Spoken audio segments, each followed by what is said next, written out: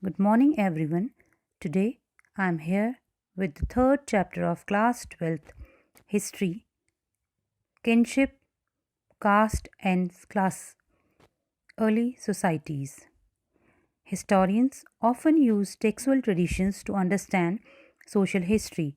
Some texts lay down norms of social behavior, others describe a wide range of social situations and practices. Texts like Mahabharata allow us to understand practice that shaped social histories. In focusing on the Mahabharata, a colossal epic running in its present form into over 1 lakh verses with depictions of wide range of social categories and situation. It is one of the richest texts of the subcontinent. It was composed over a period of about 1000 years, and some of the stories it contained may have been in circulation even earlier. The central story is about two sets of warring cousins, Pandavas and Kauravas, but the text also contains section laying down norms of social behaviors. Occasionally, the principal character seems to follow these norms.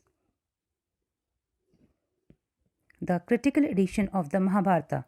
In 1919, under the leadership of a noted Indian Sanskritist, V.S. Sukthankar, a team of scholars initiated the task of preparing a critical edition of the Mahabharata. Initially, they collect Sanskrit manuscripts of the text. In the previous video, already told you about the manuscripts. Manuscripts basically are written on soft surface like palm, and they are handwritten, written in a variety of languages from different part of the country. The team compared verses from each manuscripts. Ultimately, they selected the verses that appeared commonly to most versions and published these in several volumes running into over 13,000 pages.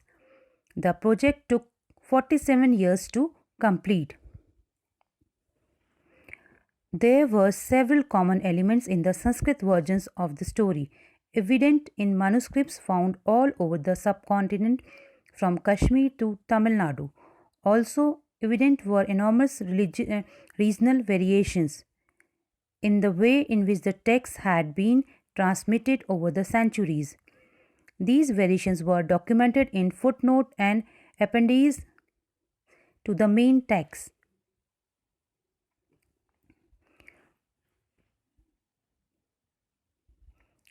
Rules and varied practices in the early societies.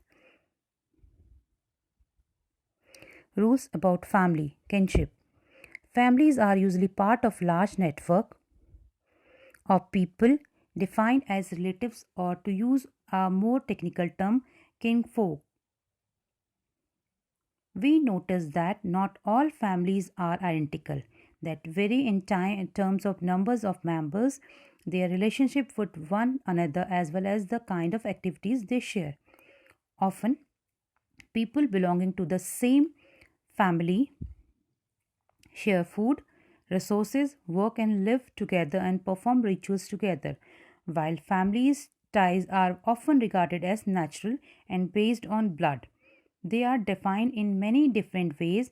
Some society regard cousins as being blood relations, whereas others do not.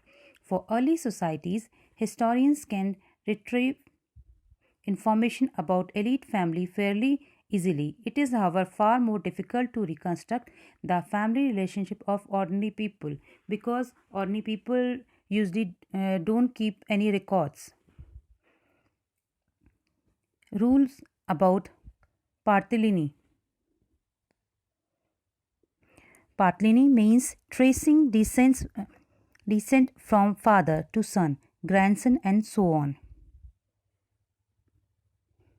Matrilineal Matrilineal is the term used when descent is traced through the mother. At one level, the Mahabharata is a story about patrilineal. It describes a feud over land and power between two groups of cousins, the Kauravas and Pandavas. who belonged to a single ruling family, that of the Kurus, a lineage dominating one of the Janpadas.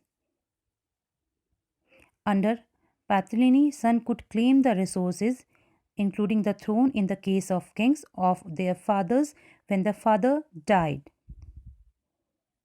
Most ruling dynasties claimed to follow this system, although there were variations in practices. Sometimes there were no son, brothers succeeded one another, and sometimes other kinsmen, distant relatives, claimed the throne.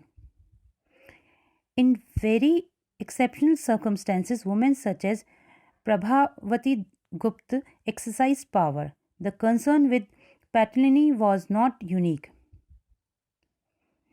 to ruling families but also in ordinary families.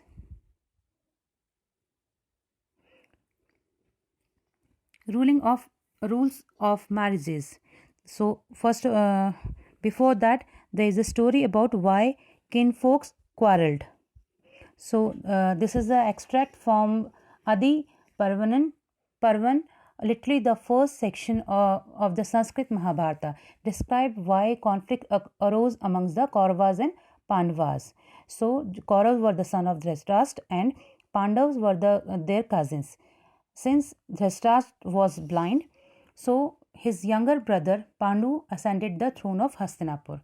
However, after the premature death of Pandu, Dhritarashtra became king. As the royal princess was still very young. As the princes grew up together, the citizens of Hastinapura began to express their preference for the Pandavas, for they were more capable and virtuous than the Kauravas.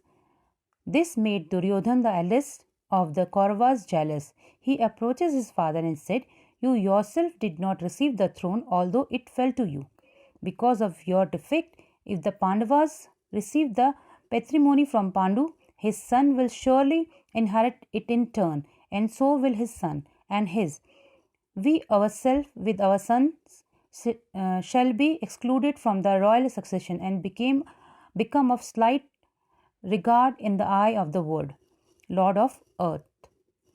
So, basically, here the son of Dhritarashtra, Duryodhan, he is talking to his father about the throne and the power and the kingdom.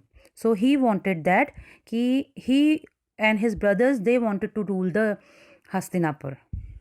So now we continue with next topic, rules of marriage. So we have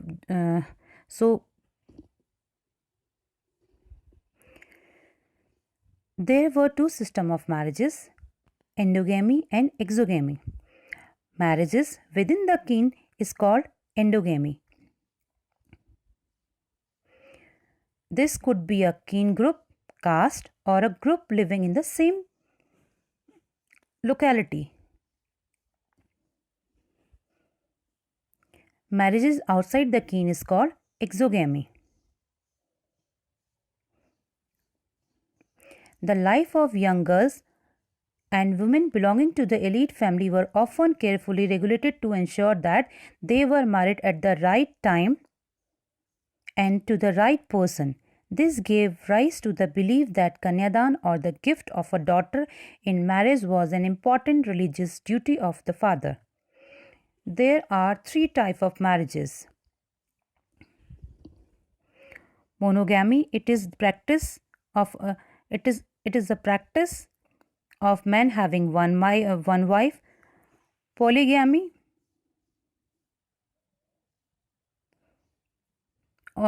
or polygyny, it is the practice of a man having several wives. And polyandry, it is the practice of women having several husbands.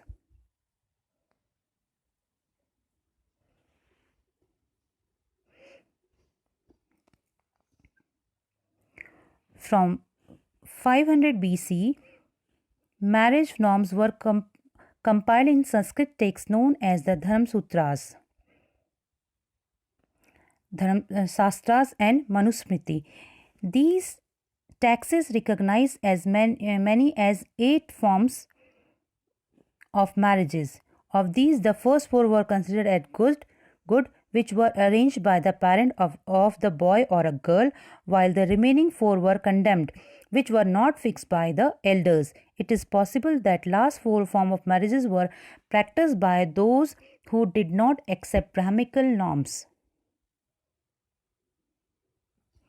That's all for today. We'll continue this chapter in our next video. Thank you.